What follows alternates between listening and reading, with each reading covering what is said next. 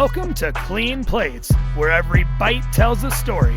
I'm Brian Romaine, joining you on a culinary journey to understand the whys behind our diets and desires. Welcome to Clean Plates, where every bite tells a story. I'm Brian Romaine, joining you on a culinary journey to understand the whys behind our diets and desires. Joining me today is my good friend, Dan Caron of Runway Foundation. Dan, how are you doing today? I'm doing good, Brian. Excited to be here. Happy Friday. And it was really exciting to wake up to a little bit of snowfall this morning. I always appreciate the Denver snow. I agree. Yeah, no, it's always nice. When I was doing my workout, because I do it on Wednesdays and Fridays right now at the South Denver Fitness. It's by my house, but yeah, I mean, there was these little flakes on the ground, and it was so nice in that Denver morning sun and everything to get outside as well and walk the dog. And, you know, after a workout too, it feels great. It's the best way to start the day, dude. A little bit of activity and a little nature time. Absolutely. Absolutely. So Dan, for the audience, you're an entrepreneur.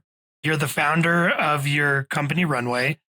And you've pretty much been the creator of your own destiny for what I can read from your incredible bio. I mean, first of all, just as a background, you've worked at Equinox, you've worked at Vital Proteins, and now you have Runway.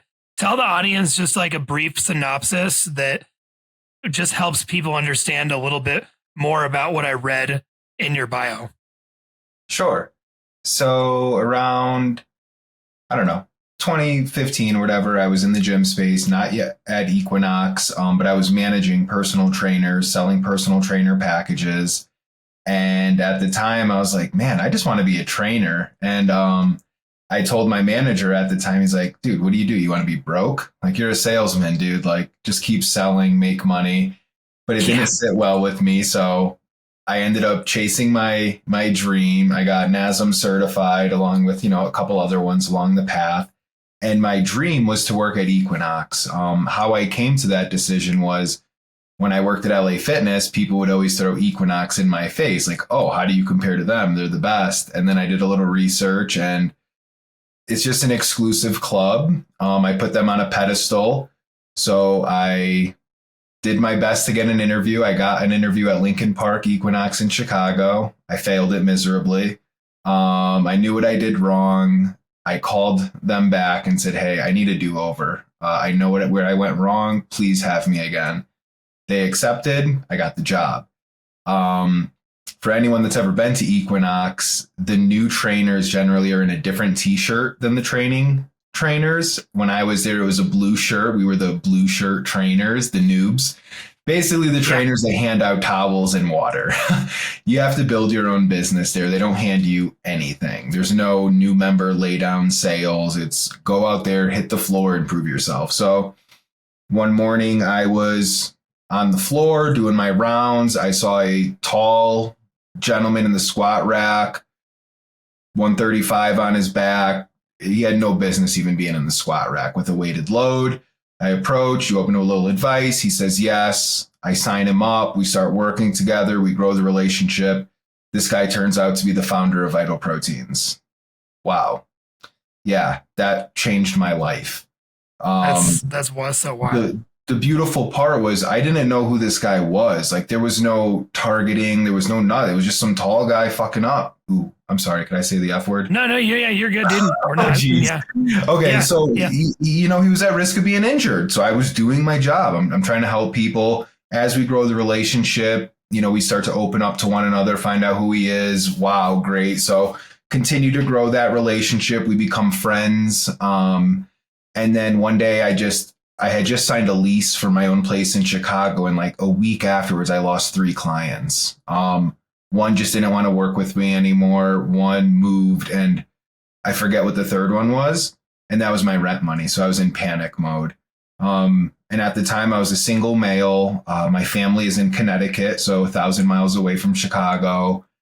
and I was down to travel. My background's in hospitality, so I'm decent at being hospitable and nice to people, but I also have a little passion for cooking and meal prep. So I pitched him the idea, hey, I'd love to just be your guy. At the time, he was traveling a bunch, going through some vital deals, and he was losing his gains. And, I didn't like seeing that. He didn't like it. So offered my services, and he said, you know what, Dan, I'll do you one better. I'll bring you on to Vital Proteins. You're going to train me. You're going to train all the employees. And you're going to bring on males and CrossFitters to our brand. At the time, it was heavily beauty focused. And the staff just didn't have like a male representative to reach these people. So, of course, I grabbed the opportunity and went over to Vital Proteins. That was back in end of 2017. So we'll say December 2017 started at Vital. And then that was that. That's how I got into Vital. And then from there, I worked with influencers. I did a ton of activations and expos, a lot of field marketing, a lot of social media and influencers. And that was a wonderful journey. And then around 2022, end of 2021, Vital was acquired by Nestle Health and Science. And the acquisition and transition from Vital to Nestle, in my opinion, it was a little rough, especially on me. It was hard to pay invoices. And, I had great relationships with all my influencers. And I would get text messages in the morning saying, hey, dude, I can't make rent. Like, where's my money? And it just like, it weighed on my soul. It was so brutal to get those messages when I wake up, knowing that these are good people. This is their job. If we show up to work on payday and we don't get paid, like, we make big deals about it, us desk workers. The influencers, like, who do they have to fight for them? So put me in a rough position. I ended up giving my notice. Took a couple months trying to figure out life. And then finally, I called Kurt and I said, hey, I want to go back to being your apprentice. Once again, he said, I'll do you one better. Come up with a brand, come up with a product, and we'll take you to the next level. And that was like the inception of Runway. Around the same time, my dear friend and co-founder Cam was trying to figure out the next step of his journey. I worked with him at Vital. And I thought it was really wise to get him involved. He's got a ton of experience with athletes, comes from Nike. So we came up with Runway together, and then we pitched it to Kurt, and he liked it, and here we are. That's awesome. That's such a cool origin story that you've kind of like had your hands in the mix, so to speak, with a few different folks, especially with people with Vital Proteins. I mean, that's huge. Yeah, both of those jobs, Equinox and Vital, they taught me a lot. They're both, to me, the Equinox, or they are the pinnacle of their industries, or their, I guess, I don't know, their sectors. I don't know what it's called. I'm blanking. But Equinox, very premier gym, very premier member base. The front desk knows everybody by name. They give you towels, they give you drinks, they're hospitable. And then Vital, I mean, they started the collagen category. I'd even accredit them to starting the influencer game. Like, they were so in it in the beginning. They had such talented people in marketing, which I still kind of work with, which is wonderful. We have a great team. But yeah, Vital, Equinox, they were like the ultimate playing grounds, the ultimate learning grounds. And I met really, really great people at both jobs. Yeah, I mean, I've seen some of those Equinox gyms, like just the layouts of them. Like, my buddy Jensen showed me the one in New York. Like like, that's just wild. Like, the saunas on the rooftop, whole shebang gym.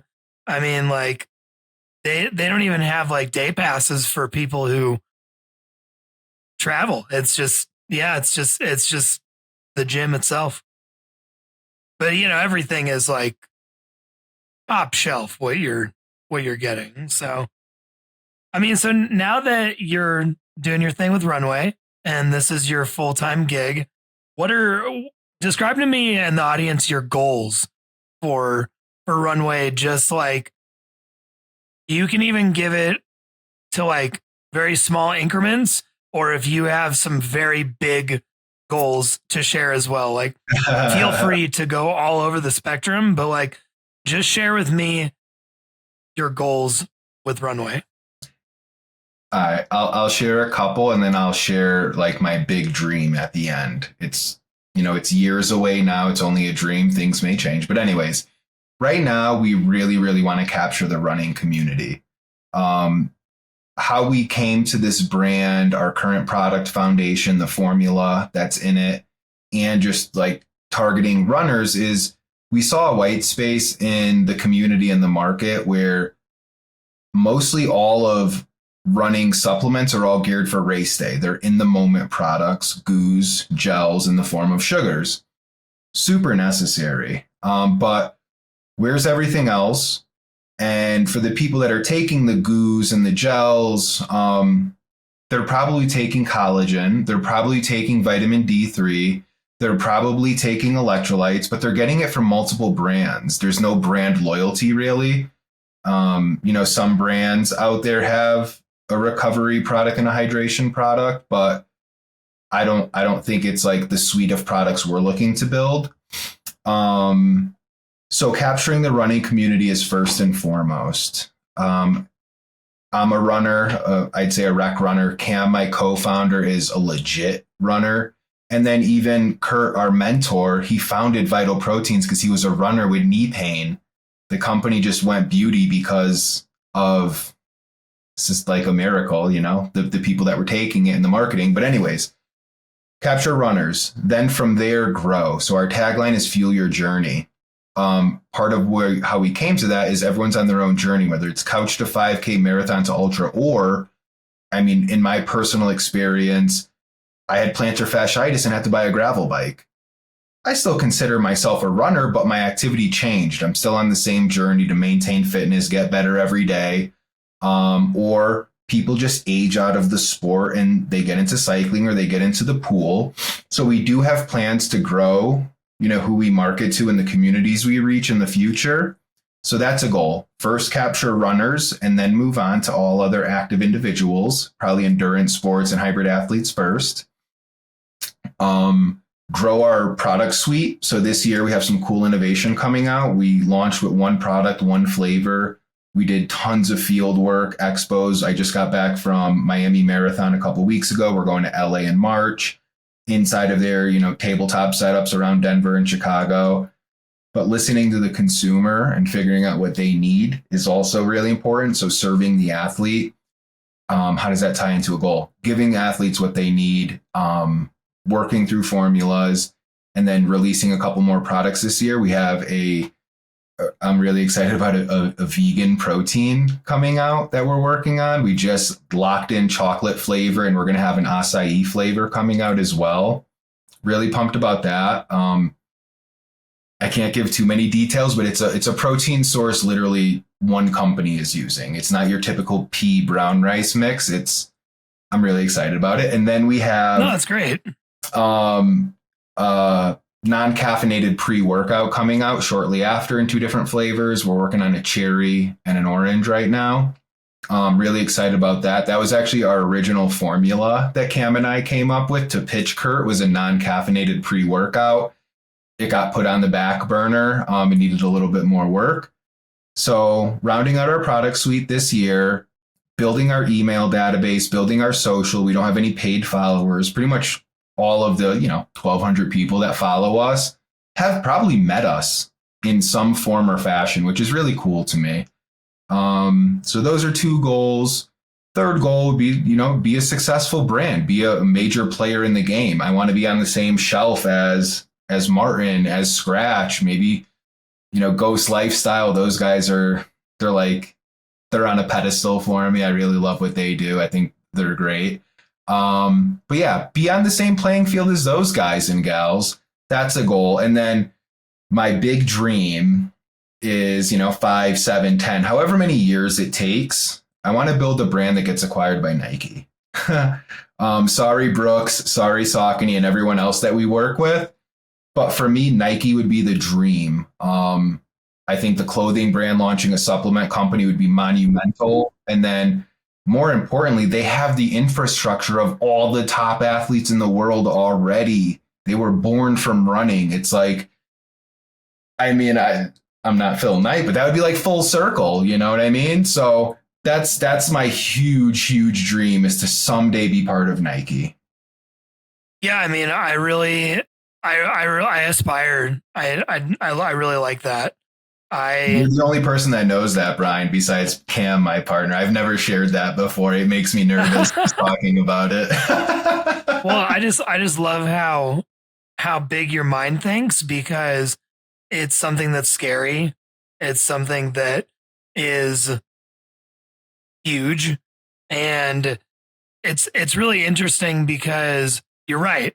They originally were founded on running. Phil Knight was a runner. It's known that their shoes were running shoes until they did what? The big move with Michael Jordan.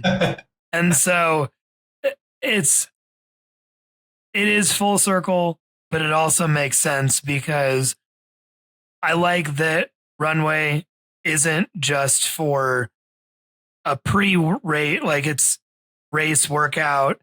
It just fits all the bars as far as I wake up in the morning and just take it. Like I've got my bag right here, so it's in my water bottle right here. So it's, all encompassed in this guy. So it's just a half-gallon piece. But yeah, it's like, I find it to be a foundation of what just helps me in the morning is to take Runway first thing when I get up and just go from there. And that's what I really like about it, is that you feel it without feeling it. There's this hydration and clarity aspect and just feeling good for your day starting. If you're already going to chug a big glass of water like I do in the morning with a little bit of lemon in it, and it's perfect, because like there's not enough of this conversation going out there. And I think it's great that you guys are right there in the front lines, as well as, excuse me, you have goals and aspirations to make other things that fit into the catalog, but they're also like, they're meant to still be clean. They're not meant to fit in with the hundreds of other pre-workouts and other things like that. So I know you can't say much, but I really appreciate you just sharing that, as well as like me knowing that is, as a customer, that's really, really dialed in. That's great. Yeah. And a couple things. One, I'm really glad you take it first thing in the morning. That's what we suggest. We have to do better messaging that. Right now we say take daily, which can be any time. And really there is no wrong time to take it. That's why we call it foundation. It's like a daily driver. But first thing in the morning, we think is going to be the most effective because it's not based around an activity. People have rest days. So it's really important you take Runway Foundation every day to get the great benefits from the collagen and the L-carnitine. They stack over time. And then also the name foundation, like I just said, it's meant to give you a strong foundation to then build upon. So you could stack your caffeine, you could stack your whey protein, all the other goodies, the gels, the goos. And then for the formulas, something that we're kind of proud of here is it's like a multi-benefit product. So we use 10 grams of collagen coming from 10 to 4 and Fortigel. They're branded ingredients, and they're really hyper-focused, clinically studied for joints, tendons, ligaments, cartilage. So we're calling it the athlete's collagen. We used to be part of the beauty collagen, and now we actually have specific peptides that are really geared towards athletes. Then we threw in over 800 milligrams of electrolytes, which is comparable to Liquid IV, the number one selling electrolyte product on the market. And then we threw in L-carnitine to help burn fat for fuel. And then actually in 4 to 6 weeks of taking the 2 gram a day dose, it it actually helps with muscle recovery as well. So the multiple benefits is something that we're really proud of. Growing up, a pre-workout had everything. And what I mean by that, it had your stim pack. It probably had BCAAs, might have even had creatine in it. It had your nitric oxide booster stuff, and it had your supporting cast of vitamin C, B, yada, yada, yada. Now, that's 4 different products on the market. That's $160 for the consumer. It's like, come on, what's going on here? Like, why can't we go back to the good old days?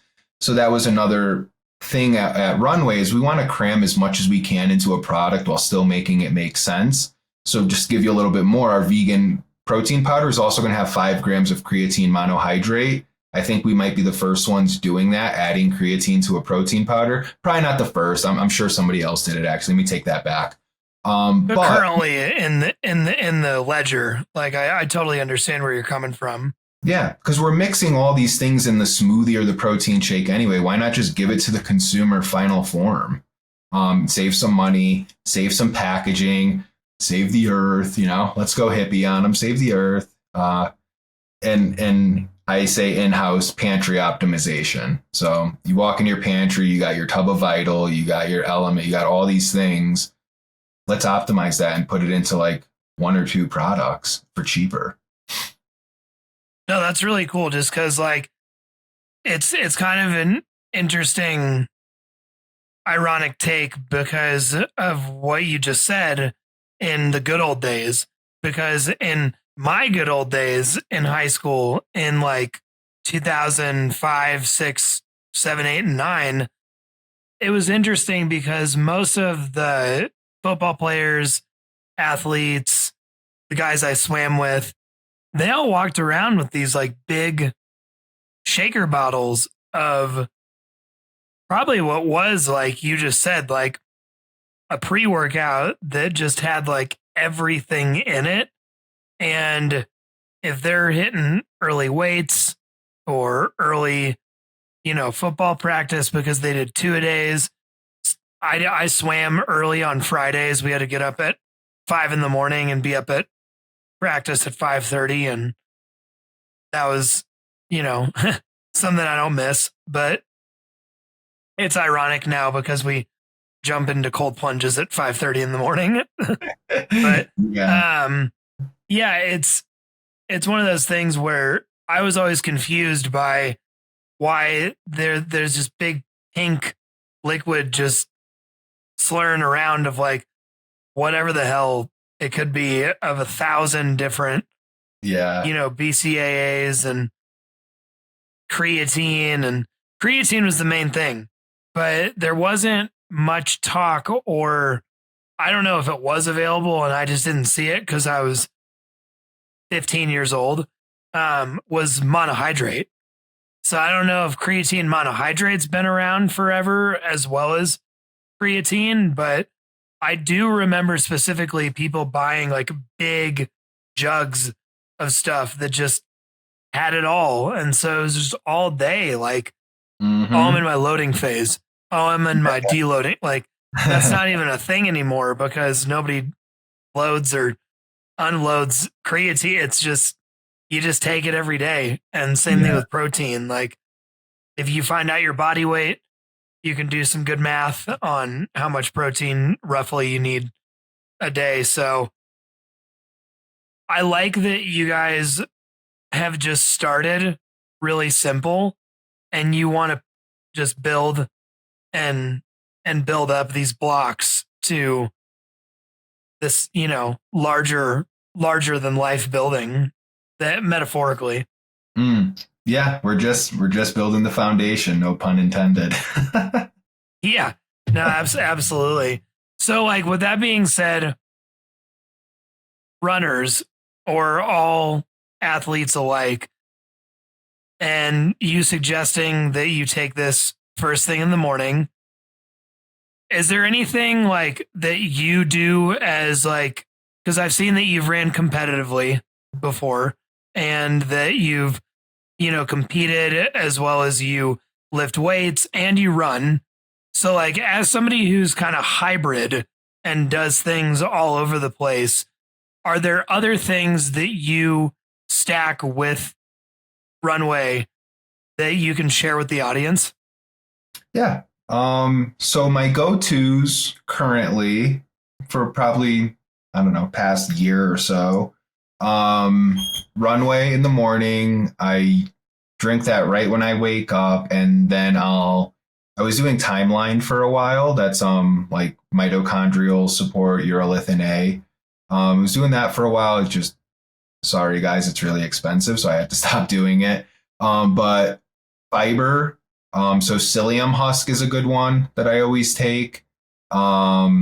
A protein shake. However, the protein shake has been quite challenging recently, and we'll get into this when we start talking about food. But as I get older, I don't know, digesting whey protein and even vegan proteins is really hard on my belly. It gives me really bad gas and it makes my face break out. So I've been exploring with other protein powders. So I think a protein powder is always in my pantry.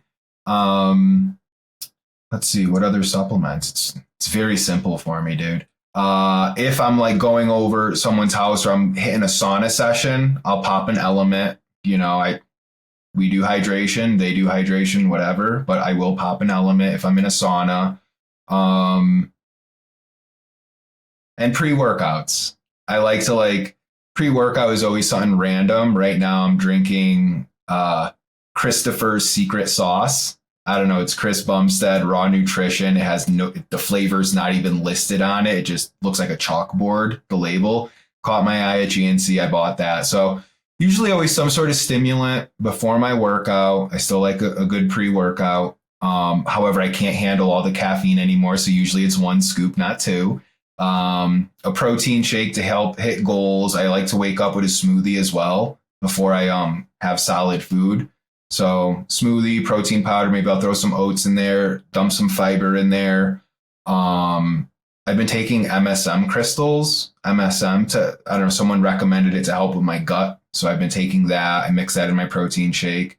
And something else that I do, which is kind of bro-y and old school, is I'll use liquid egg whites as my liquid for my protein shake so that I don't need to do, multiple servings in one drink. I could just do one scoop, which is generally 20 to 25 grams of protein, but then I'll add maybe like a cup of egg whites, liquid egg whites, and it's 3 tablespoons, 5 grams of protein. So it's like, I don't know, an extra 20 grams of protein right there.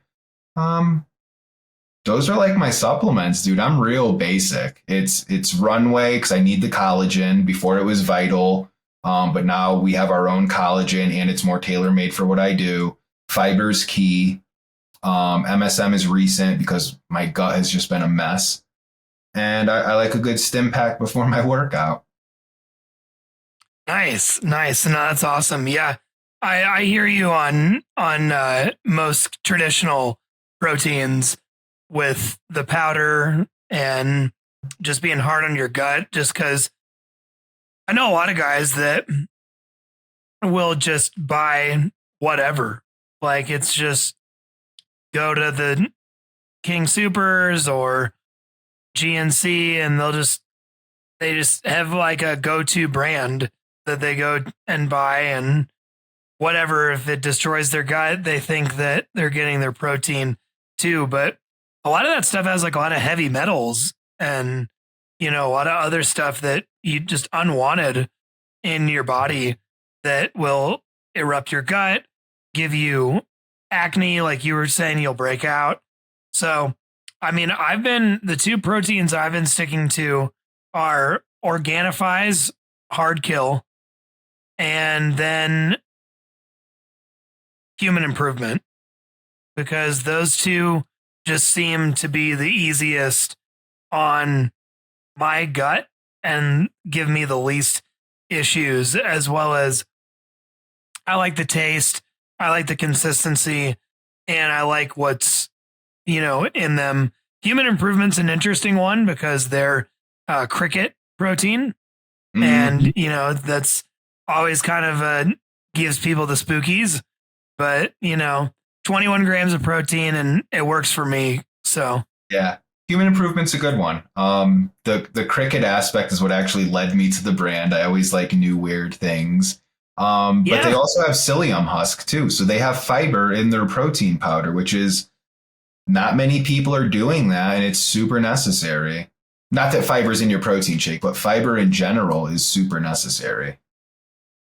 Yeah, as well as like there's multiple studies that back up psyllium husk as far as a good source of fiber, as well Mhm. as I've heard from multiple people too, just the testimonies of how good it is. I think his name's Jacob Zimmerman, the gentleman on Yeah, yeah. online who The does all the online reviews gamer. of like the, in the grocery store and Yeah, whatnot. he drops great content.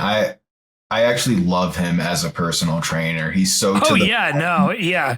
He I've even seen, says like yeah, to his clients, I'm not here to be your friend. Don't talk to me about your kid's soccer game. Like we're here for business, and his clients get results. Yeah. Jacob's a good one. I totally follow him. The founder of Human Improvement's a great dude as well. I support him as well. And then I'm just going to throw in a plug, bio.me, everything gut health. That's a brand that is like my sister brand. Go check them out. That's the psyllium husk I take. They have a couple other fiber products. They're going to be big time very soon. My plugs are done. absolutely, dude. Absolutely.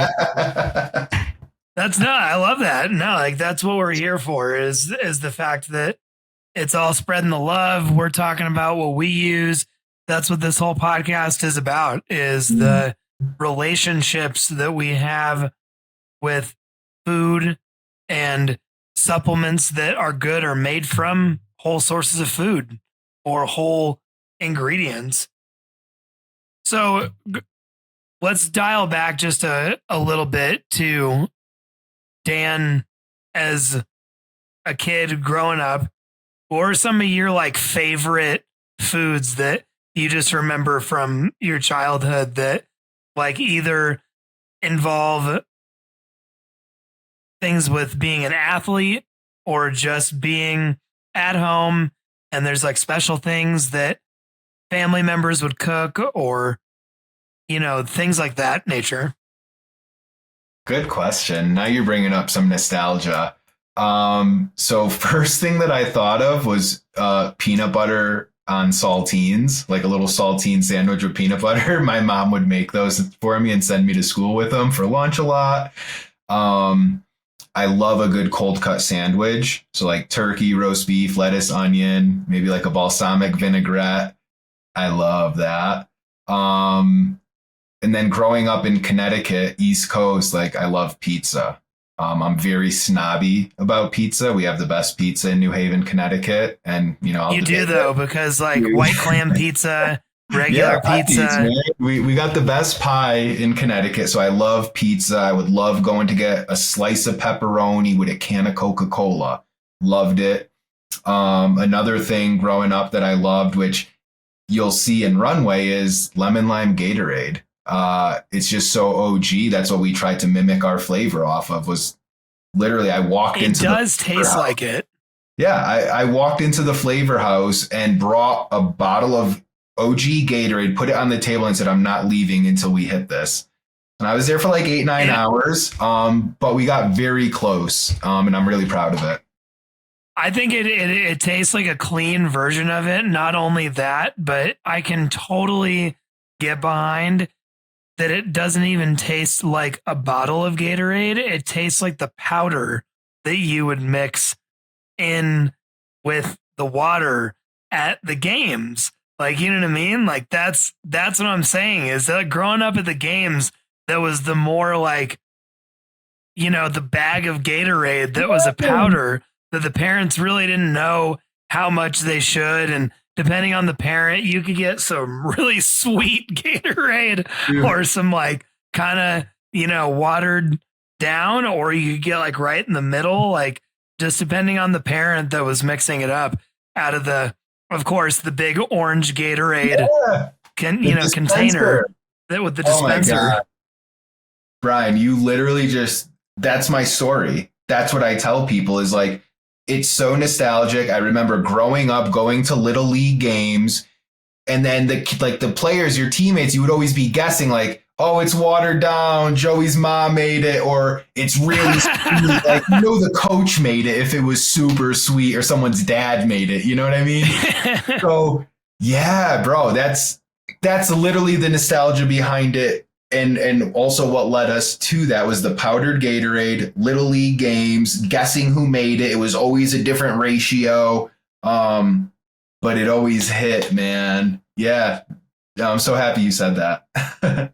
Yeah, no, of course. Like, I can't ever forget like my Little League baseball games where we had orange slices.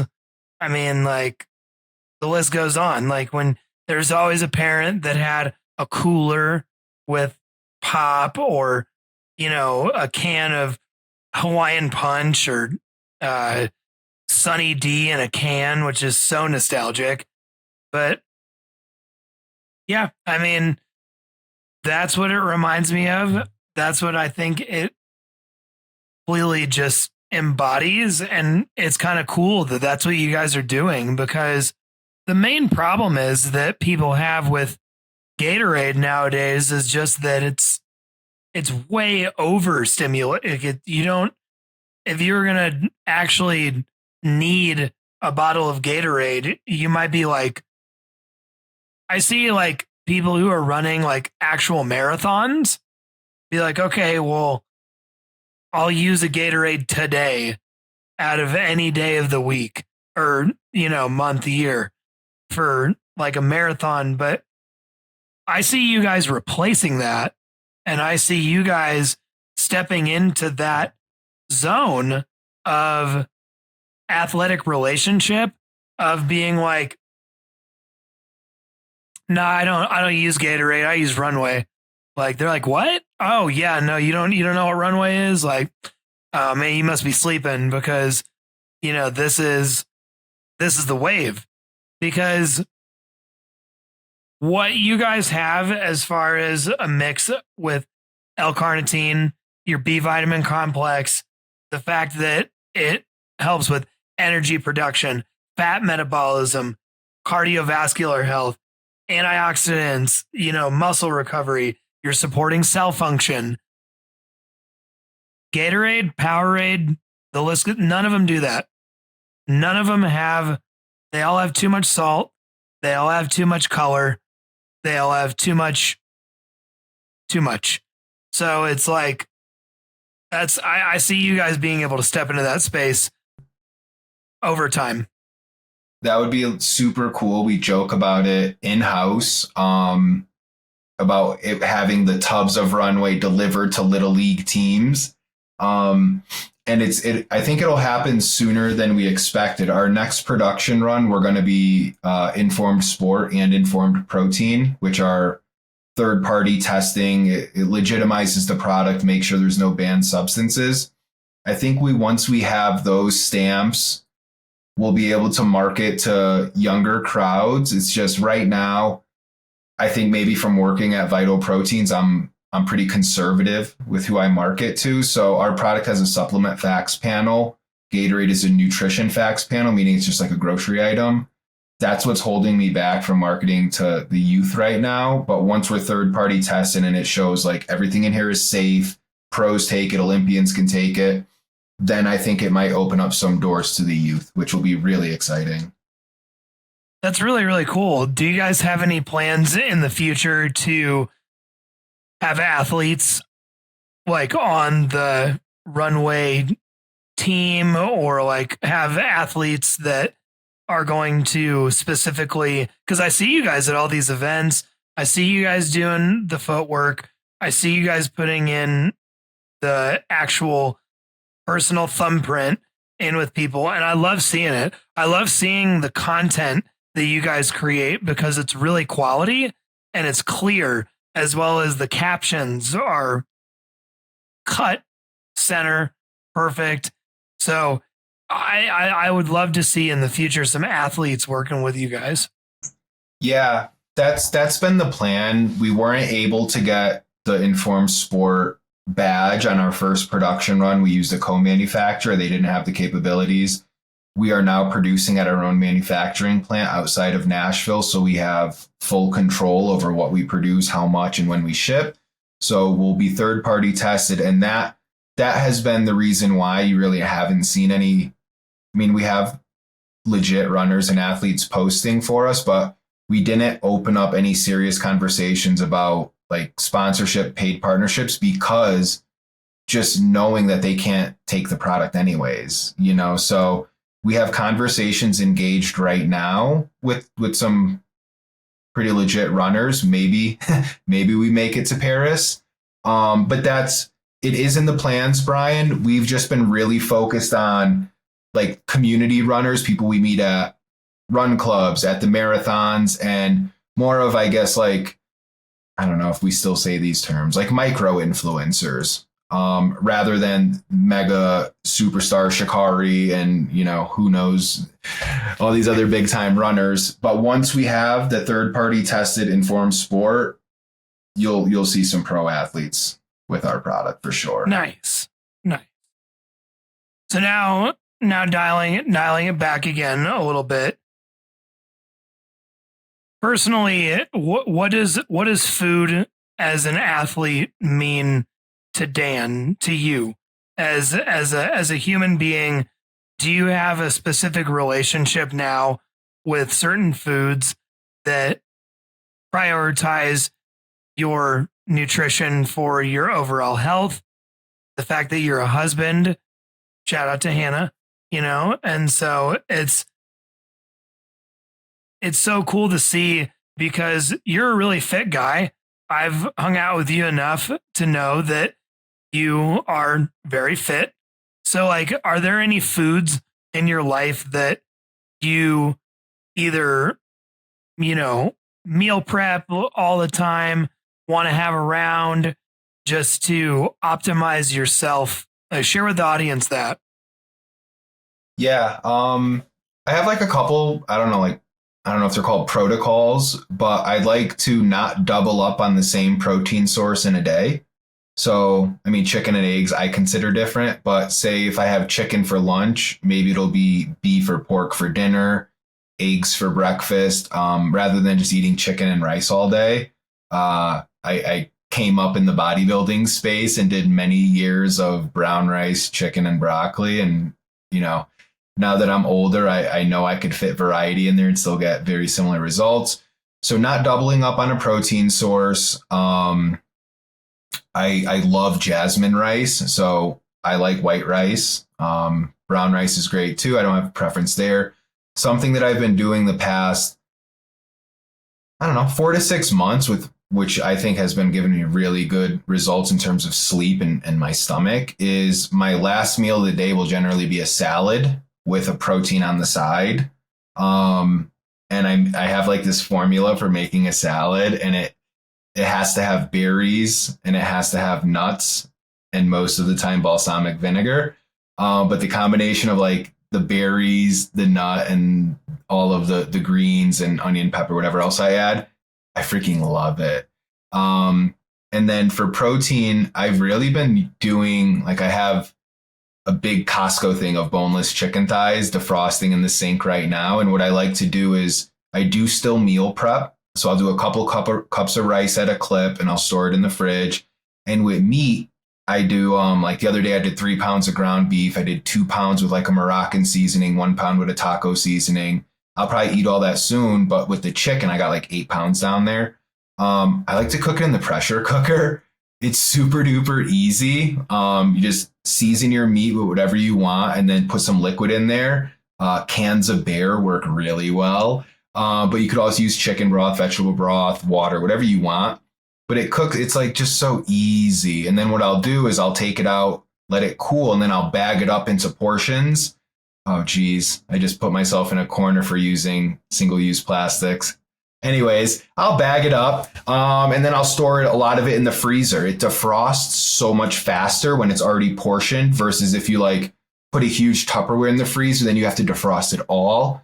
So that's been something I've been doing a lot, is cooking meat in bulk, weighing out 6 or 8 ounce portions, bagging it up and put it in the freezer. And then every day, like the night before, I'll just take out a couple bags, it defrosts super fast and easy. And then something else as I get older is trying to like wean away from red meat.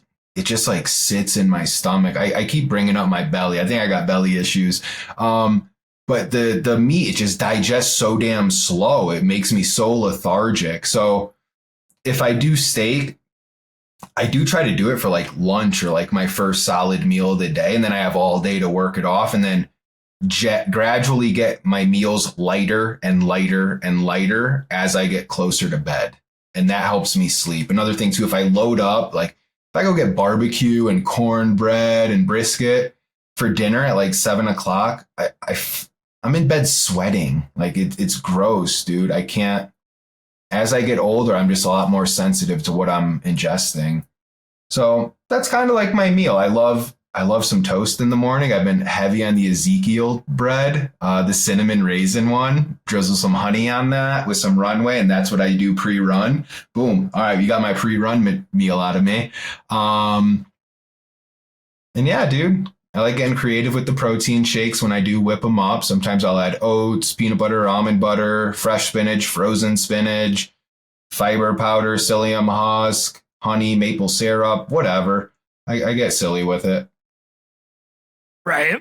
So yeah, so now that you have been able to sort of adjust your nutrition, you've learned over the years what works for you, what doesn't.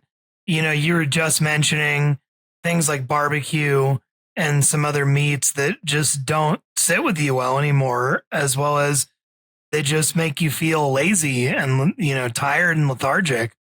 I totally understand, because I think what more people need to recognize is what works for them. It's not about like what the party or the get together, you know, it's like cake. You know, you don't have to go to a birthday party and smash 3 pieces of cake.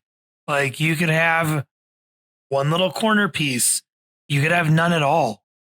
You could have one regular size piece and be like, this is the one piece of cake I'm having for X amount of days. Or if you don't care at all, you'd be like, this is my 7th piece of cake this week. I could care less. So it's all about how you feel at the end of the day, because I know a lot of people who don't track calories, weigh their food, pay attention at all to what they eat, and they're perfectly happy with it. And that's okay, because if you are happy with it, then stay happy with it. But if you're always wondering why something is shaped here or off here, or maybe you're not feeling great all the time, that's something I always would recommend my audience to recognize, is that at the end of the day, these conversations are about relationships with food. And sometimes those aren't always the healthiest relationships. And so by having these conversations, we can not necessarily find solutions for other people, but by you and I having a conversation, that spreads within a community of people. And that really shows that, you know, these things matter, because these conversations aren't happening anymore, because there's a lot of companies that have taken over a lot of food, and they're kind of hijacking food. You know, food is kind of being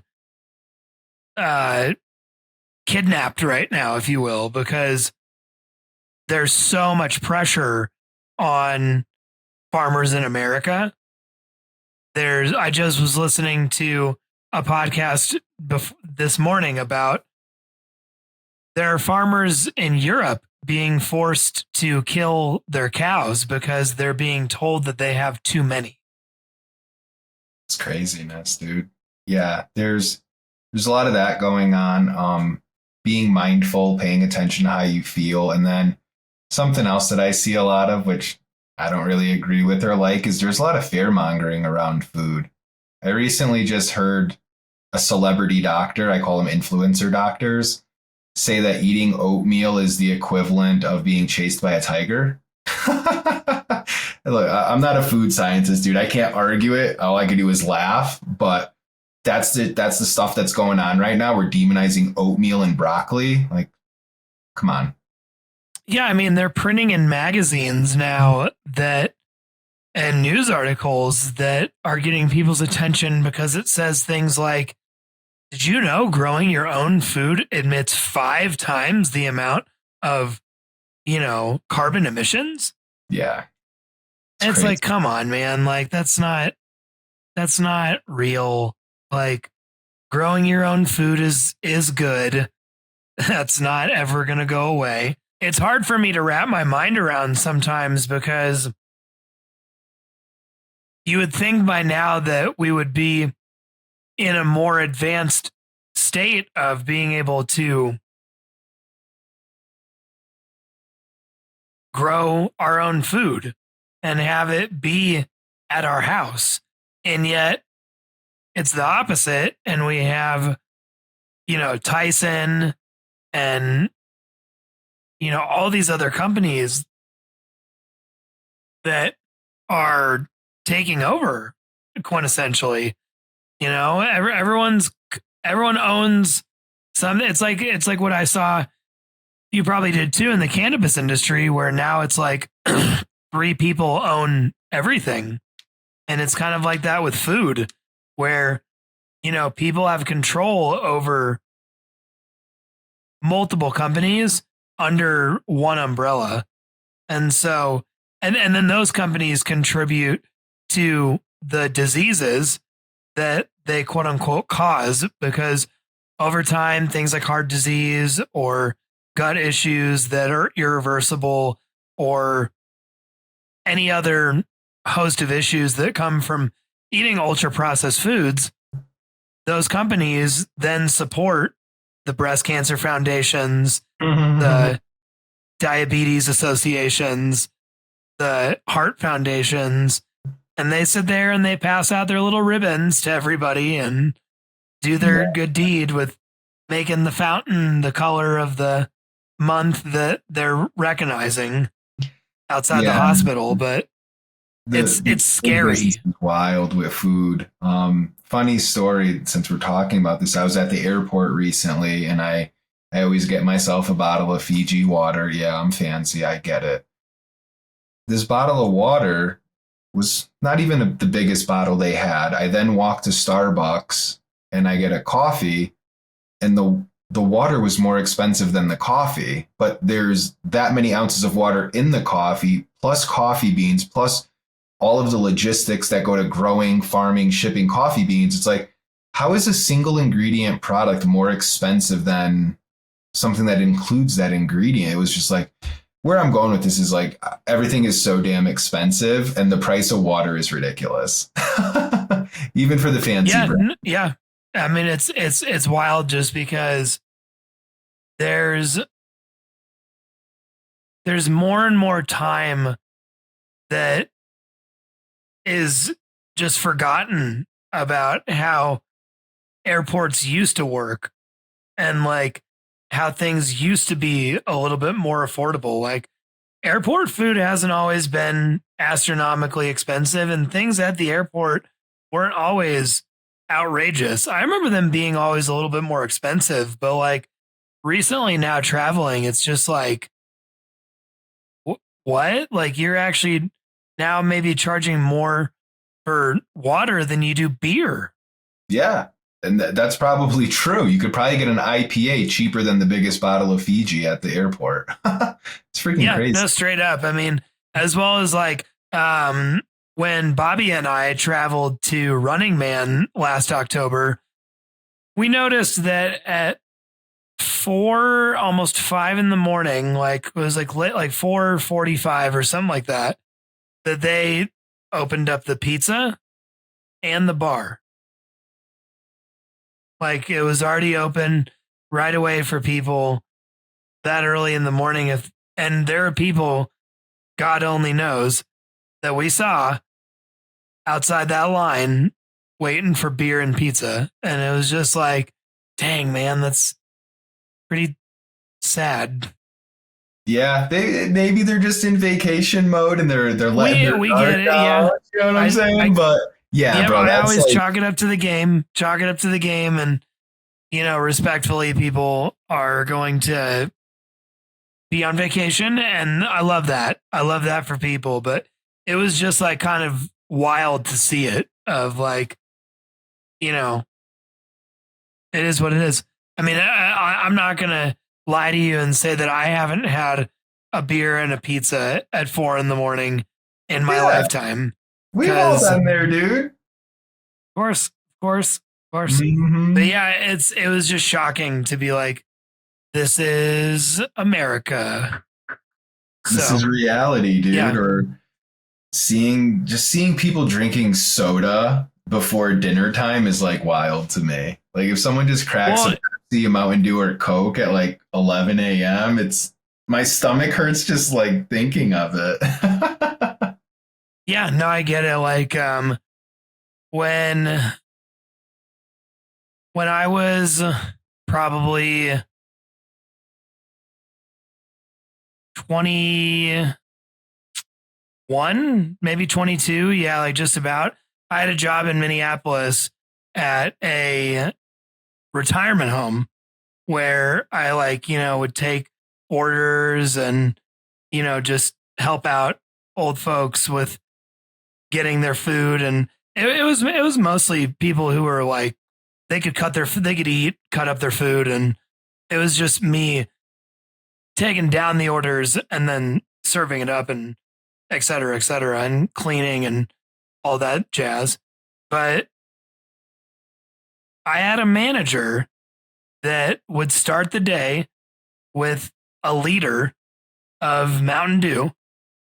And he would just because my shift started at probably maybe like 2:30, I think, is when I'd get there, and I'd be done by, well, I guess maybe like 1. I was there like 1, and I would get done by like 7 o'clock or 8 o'clock.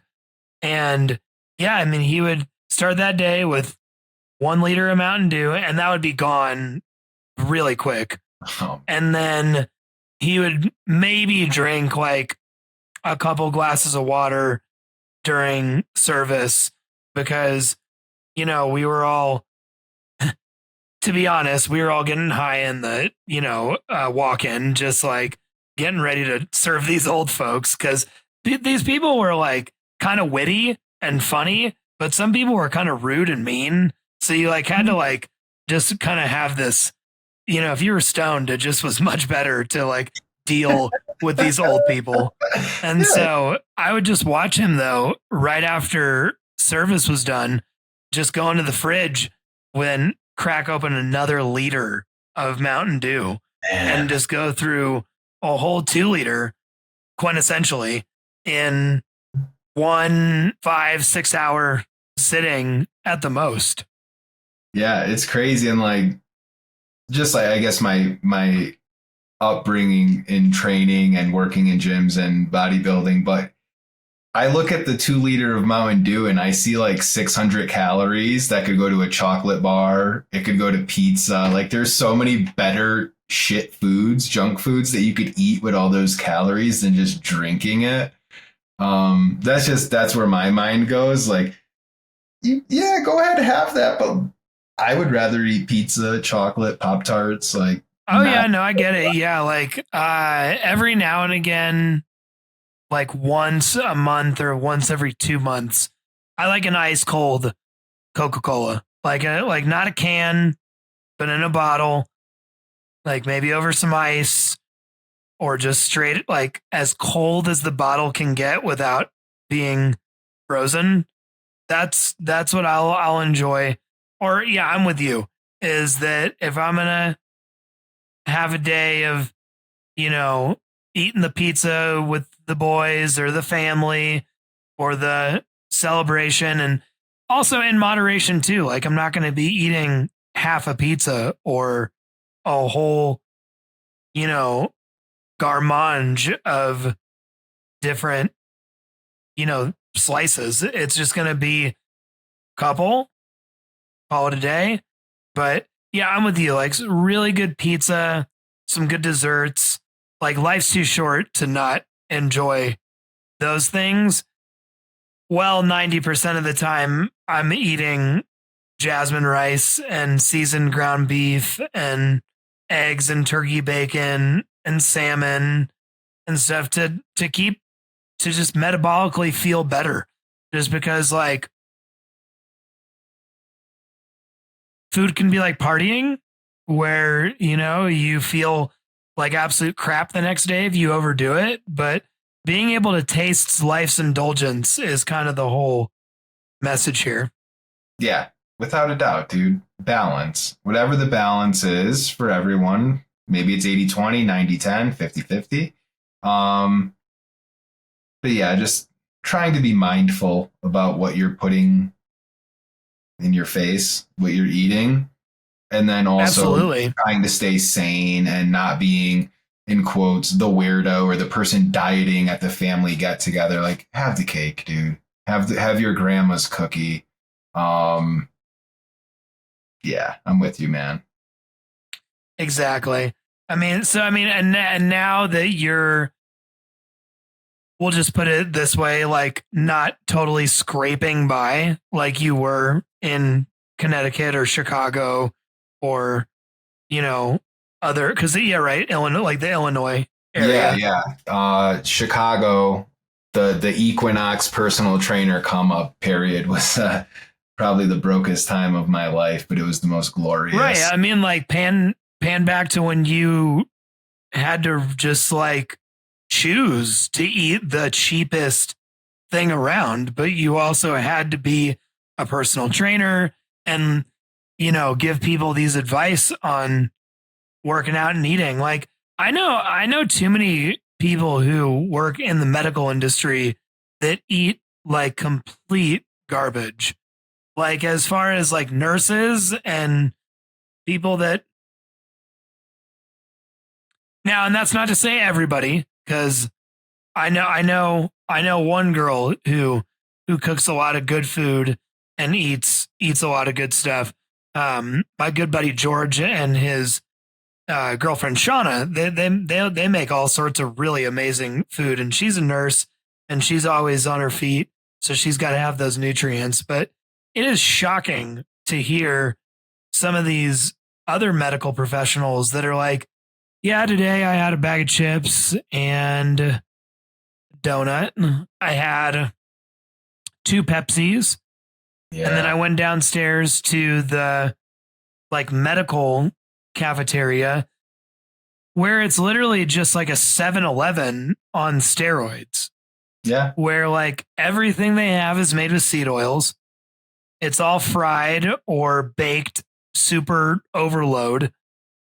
Chips, cookies, all branded sugar bomb, just nightmares. Yeah, a lot of trash. When I was working at, even before Equinox at LA Fitness, my body was kind of like my billboard, so I had to stay in shape. That motivated me to eat pretty well.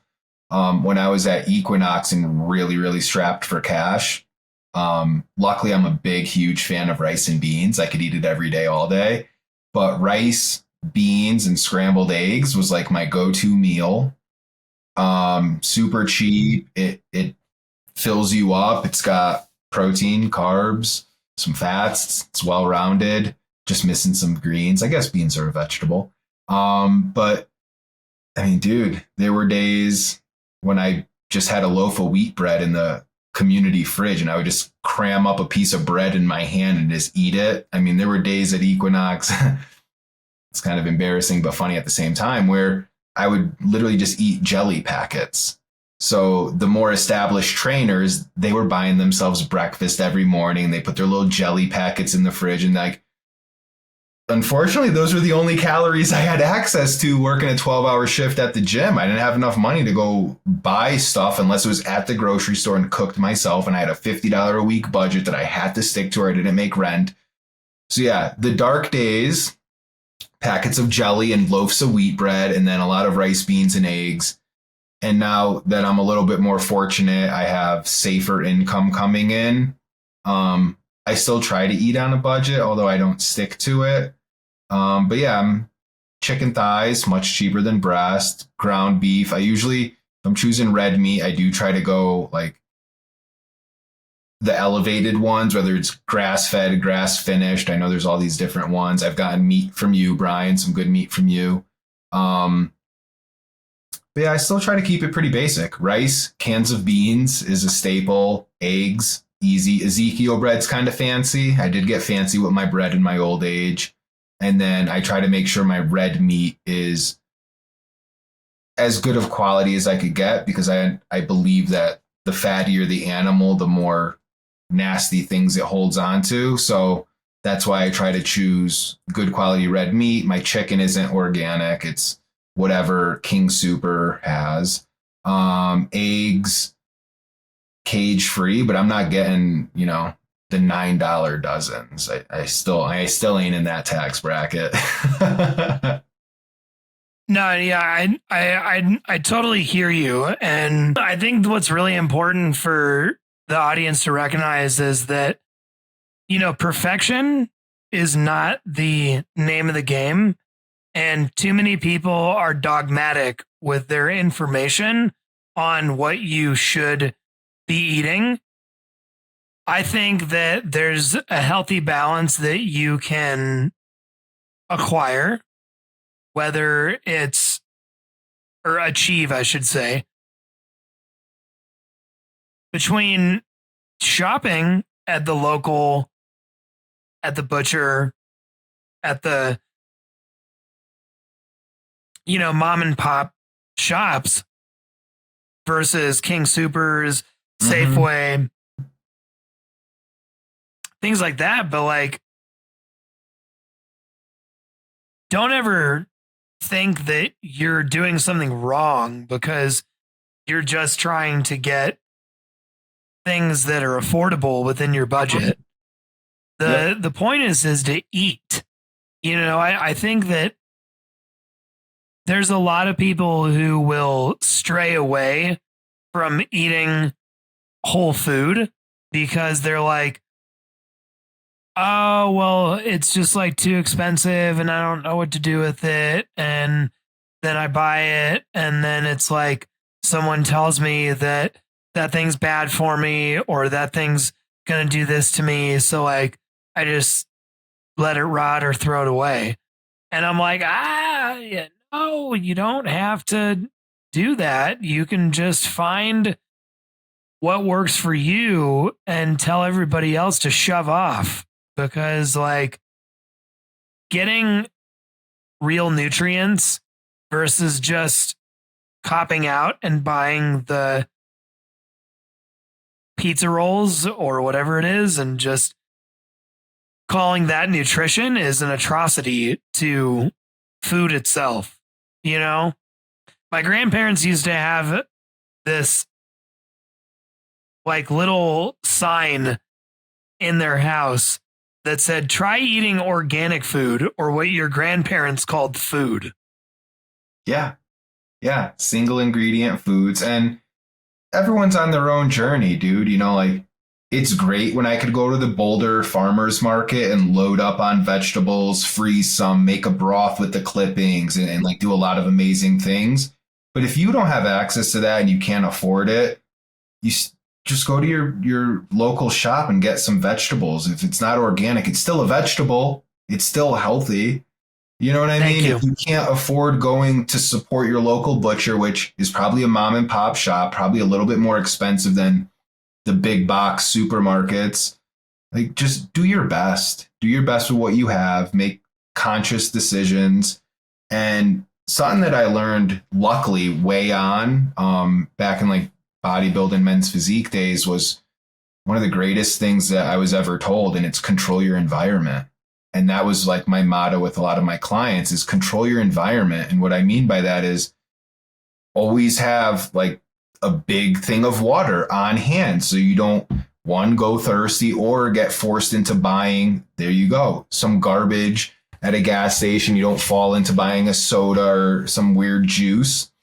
Or if you're going to work and you still work in an office or you're a manual labor worker, growing up, I did landscaping for many, many years. Even when I was competing in bodybuilding and men's physique, I had my 6-pack cooler with 3 meals in it all the time. And okay, how do you heat them up, Dan? You figure out what you could eat cold. Like chicken is wonderful cold. If you cook a steak proper, it's really good cold. You could eat potatoes cold. You could have, I would always do like the mini cucumbers. So like chicken and those Persian cucumbers from Trader Joe's. That was my jam for a long time. But controlling your environment is key, and that will help prevent you from making bad decisions. Oh yeah. Yeah. I mean, I can totally relate to you on the landscaping note, because I did construction in Boulder in like 2016, 17.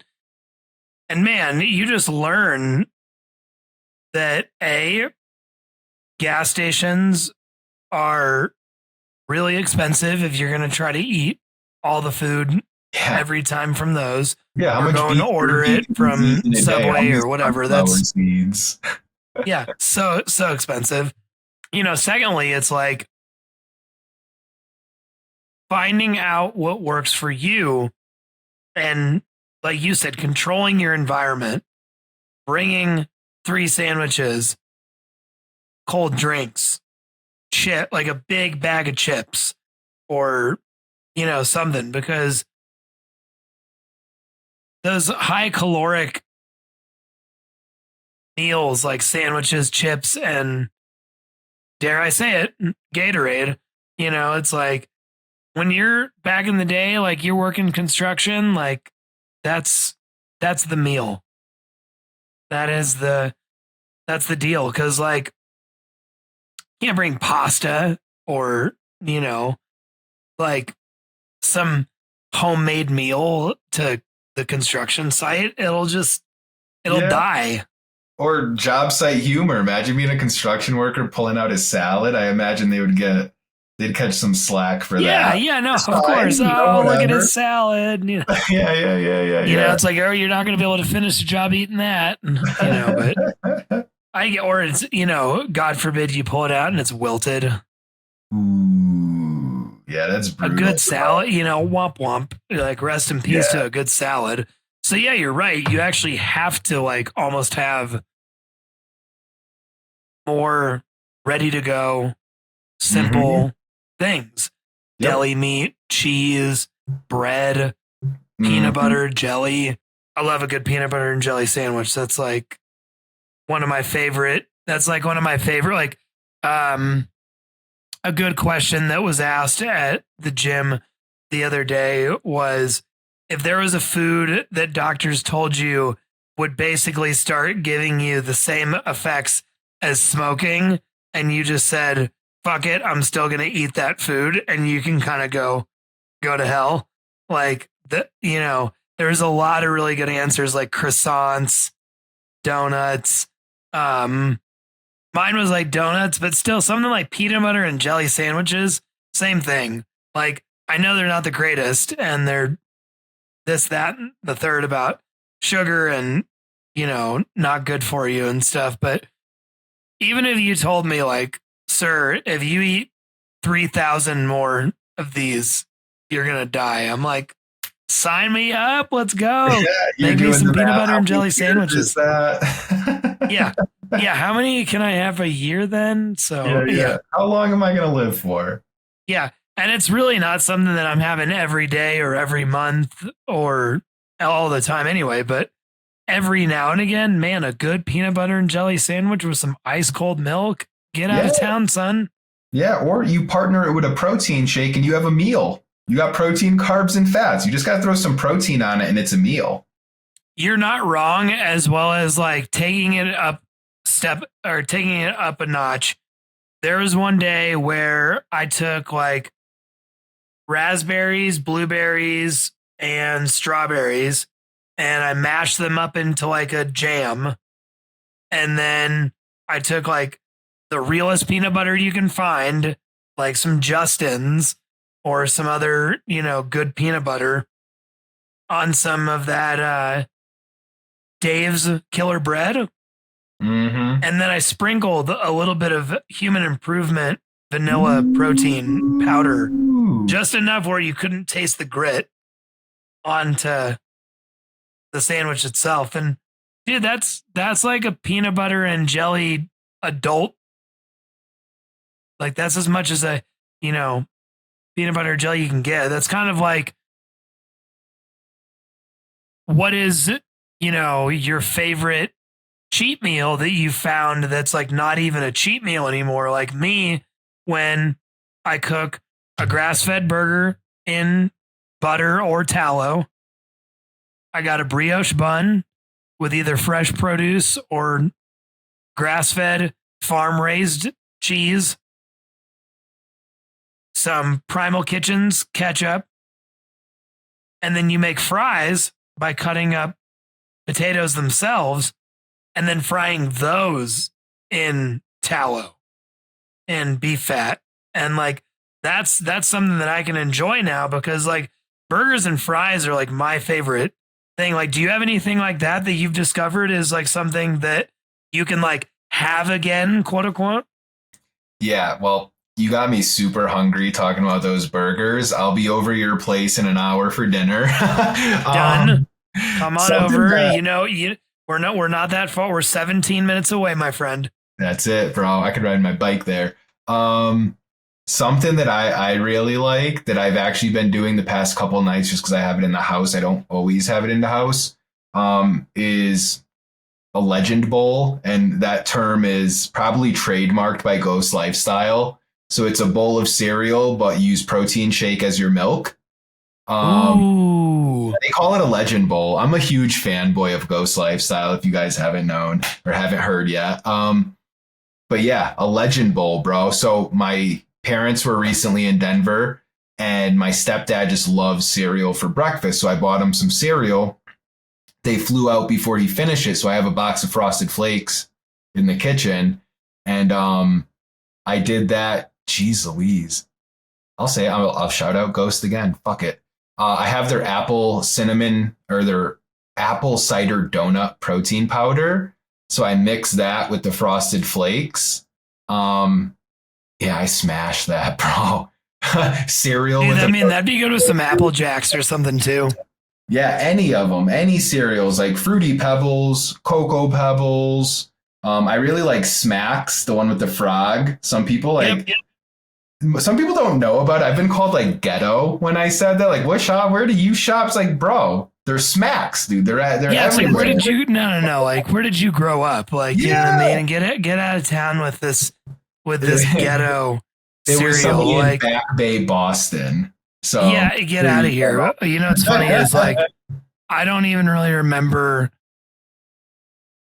And it's not like Faygo made cereal, Yeah, dude. I'm not like insane clown posse. I'm just out here having some Smacks, man.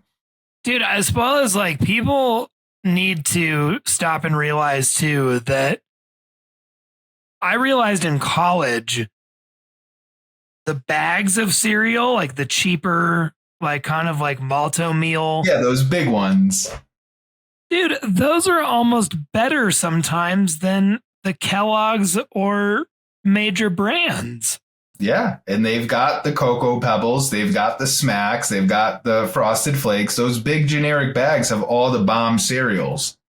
Yeah, I'm like almost sometimes a bigger fan of I think they're just like called like honey circles because they're not Cheerios. They're just like honey circle cereal.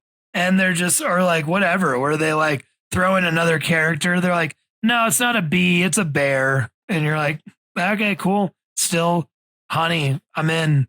And it just like tastes better for some reason. But yeah, I mean, one of my old coworkers at the pizza joint that I worked at, Pizza Republica in downtown, he used to go home and take cereal and make ice cream cones out of them and then put cereal milk ice cream that he made in the like cone, and man, just eat it like that. Because this is before like Christina Tozzi and other people were popularized for it. They were probably coming up with these concepts too, but he was just like, yeah, I just soak my cereal in, and like I'm, in the ice cream and just make these cones. And then I've even made my own ice cream before out of cereal milk. And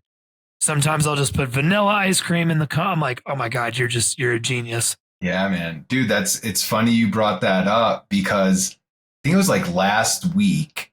Hannah was out of town, so I treated myself to ice cream on the couch. I forget what I watched, but I was hanging out, chowing down. But the ice cream that I got, it was called cereal milk. I didn't read anything else other than cereal milk. I'm like, oh, this will be a good vanilla ice cream. It had like cornflakes in it. And when I read it when I got home, I'm like, oh, I don't know, man. Let's try it. Yeah, it was incredible. Incredible ice. Yeah.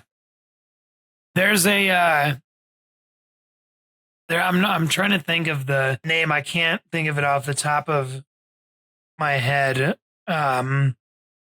Maybe if I Google it, I'll see if I can find it later. But man, this place had cereal milk ice cream. They had goldfish ice cream out of all things. Like they would soak the goldfish in kind of like a vanilla, it basically was like goldfish, but sweet. So you had like little pieces of the goldfish in there, and now it was just wild. Yeah, that sounds kind of insane. Here it is, Riot. It's permanently closed, but it was called Ice Cream Riot. Okay.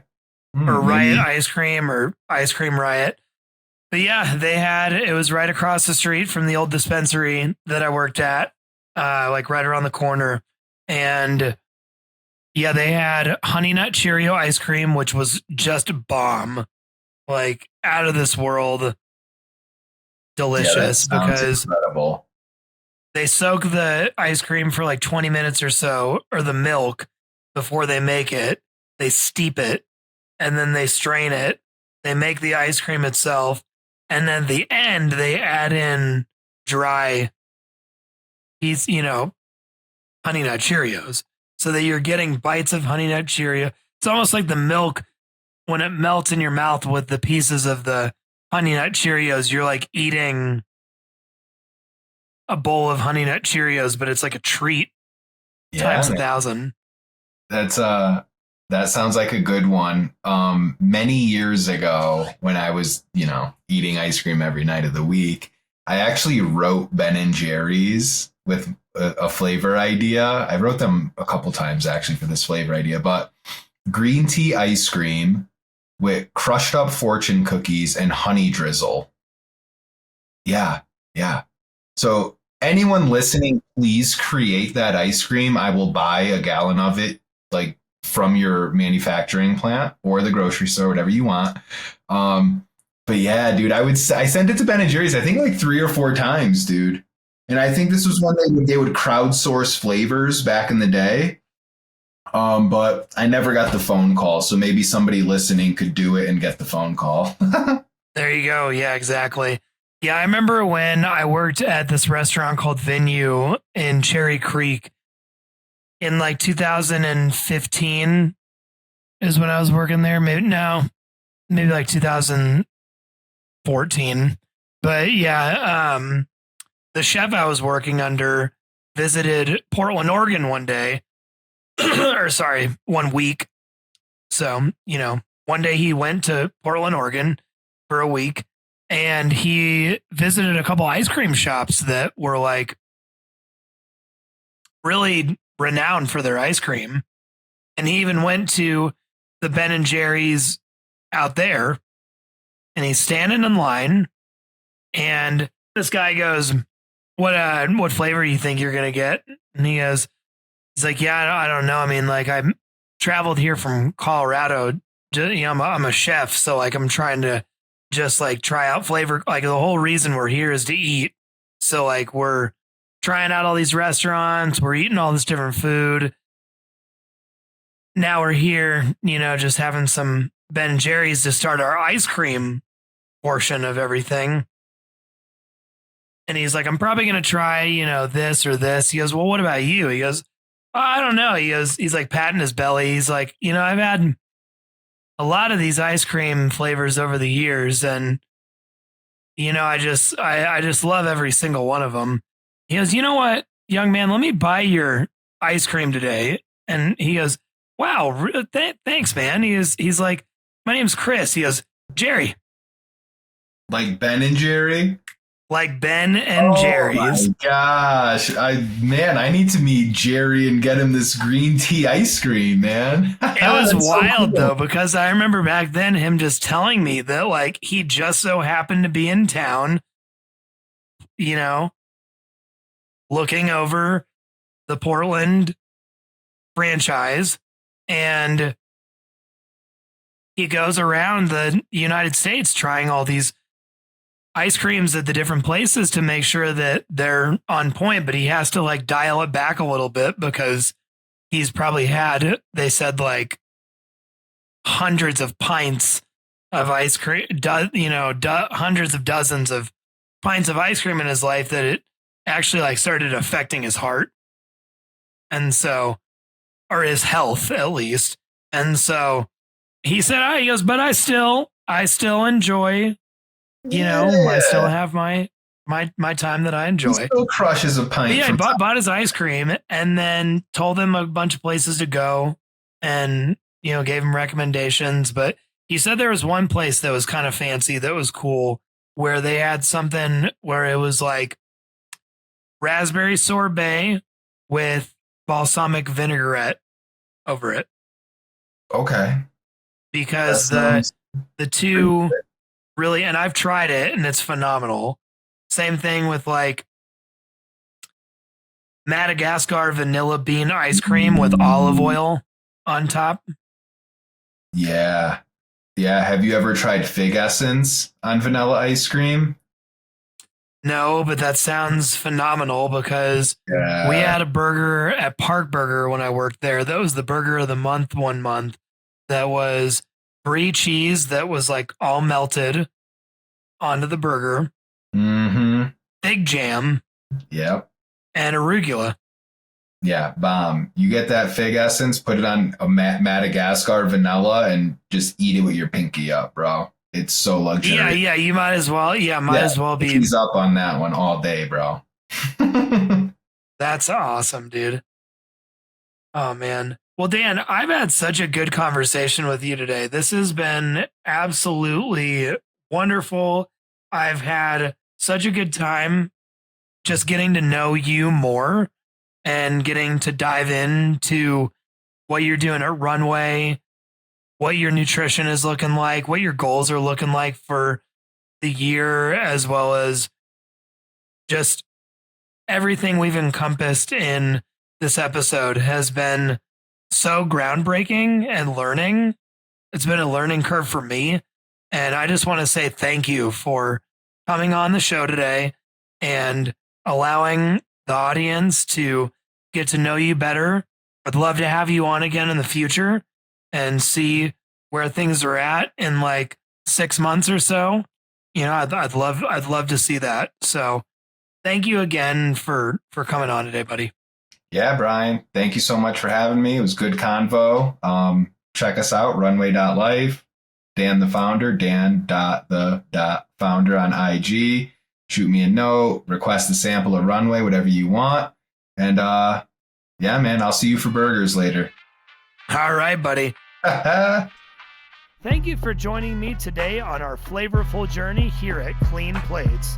If you enjoyed our exploration into the world of food and the stories behind our eating habits, be sure to subscribe where you get your podcasts. And don't forget to share your own food stories on my personal page at Brian Waterleaf or the Clean Plates podcast page on Instagram. And remember, every plate has a story and we are here to discover them together. So stay curious, keep exploring, and continue to nurture your relationship with food. I'm Brian Romaine, and until next time, keep your plates clean and your hearts full.